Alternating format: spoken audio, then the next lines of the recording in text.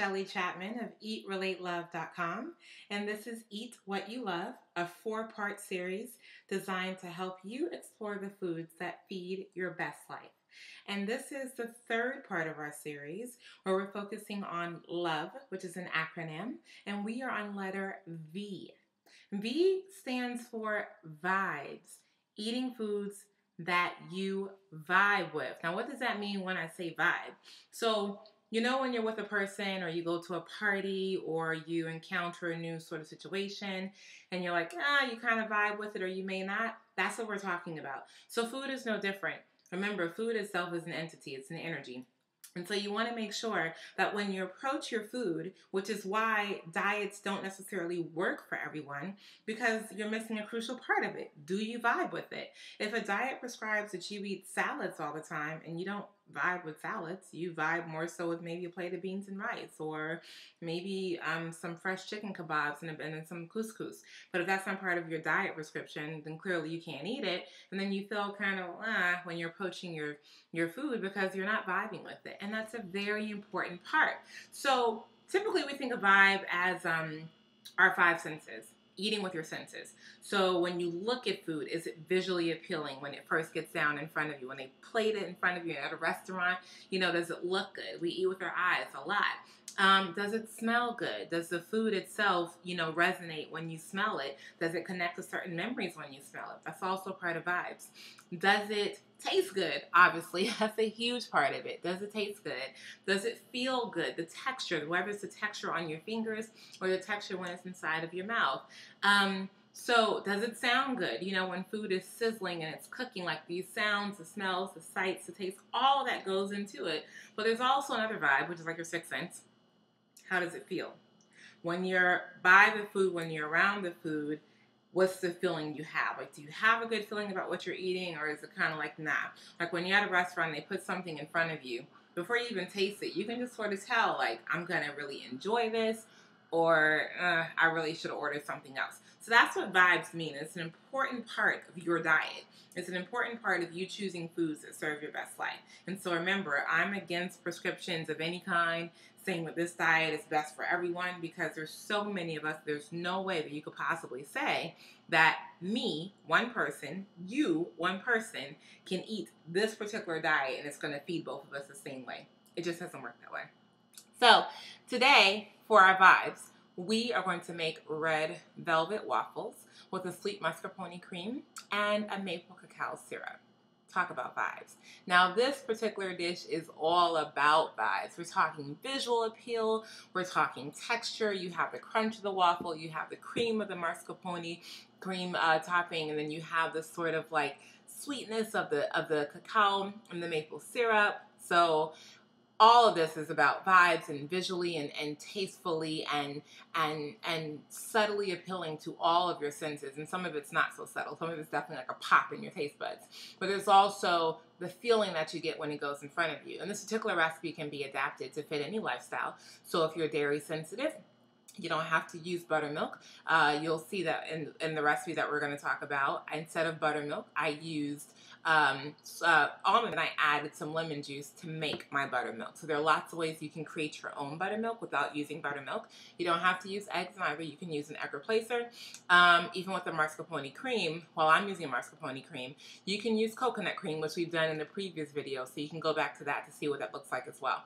Well, that's what we're going to make. Now, this particular recipe comes from my Amazon best-selling cookbook, Tantric Taste Dessert for Lovers, which I released in 2011, and it was such a hit. I mean, every time I post this recipe on social media, people go crazy because it's already like a fun breakfast treat. But red velvet waffles, come on, son. Like, you can't, it doesn't get any better than that. So we're going to start with our dry ingredients, and this is a very simple recipe. You're simply adding wet to dry. So we have 3/4 cup of all-purpose flour. We have a 1/4 teaspoon of baking soda and a 1/4 cup of sugar. All right, so we're just going to mix that around. And so you want to make sure that all that is incorporated pretty well. And then you're going to start to add your wet ingredients one by one. So I'm going to add in my egg, which is already beaten. And remember, if you don't use eggs or you're sensitive to eggs, you can add in your egg replacement at this point. So whether that's flaxseed, energy egg replacer. And then next we're going to add in our buttermilk.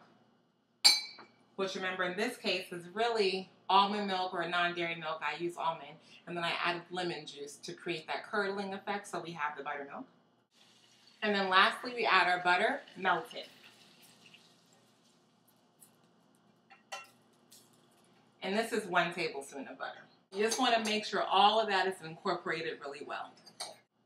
And now that we have the base of our waffle mixture made, we're going to add our key ingredient, our red mixture. So this is half a teaspoon of red color, a 1/4 teaspoon of vinegar, white vinegar, half a teaspoon of vanilla, and 1 teaspoon of cocoa powder. And as you begin to mix it, you'll see it'll sort of marble, and you just keep mixing it, and you'll get a nice red color. And now our batter is ready. So now that we've completed our batter, we're going to go ahead and put our waffle mix into our waffle iron, which is already heated, and then we're going to focus on making our maple cacao syrup and our mascarpone cream.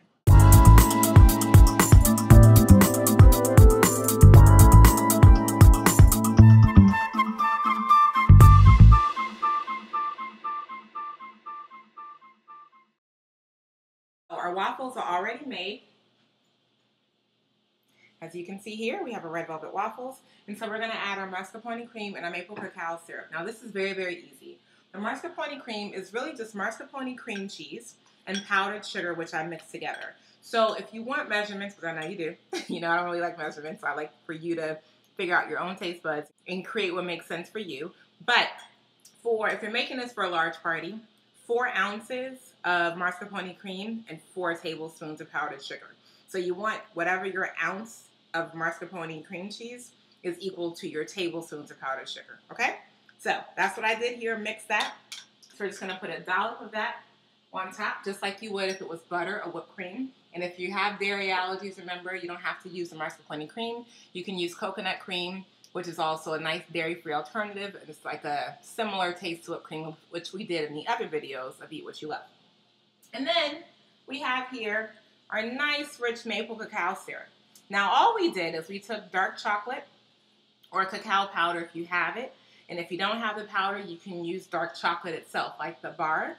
And then real maple syrup, like the 100% maple syrup. And we just mix that in a pot. And we're just gonna drizzle that on top of our waffles here.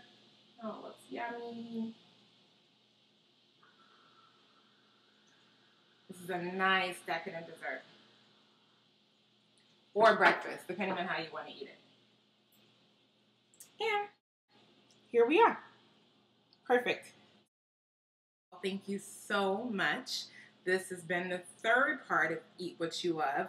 And I do hope that it resonated with you and that you were able to think about the own foods in your life that you vibe with, the foods that make sense for you. And also, just to let you know, vibing isn't only about the end product when the food is done. It's also what happens when you grocery shop. When you're choosing a banana, when you're choosing lettuce, you don't choose the one that looks wilted or the one that's bruised. It doesn't vibe with you.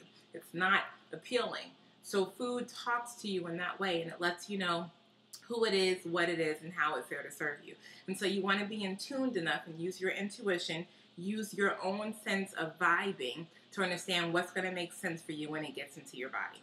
So this has been Eat What You Love. This has been the 3rd part of the series, the 4-part series, and I'll see you in the next one when we talk about E. Thank you.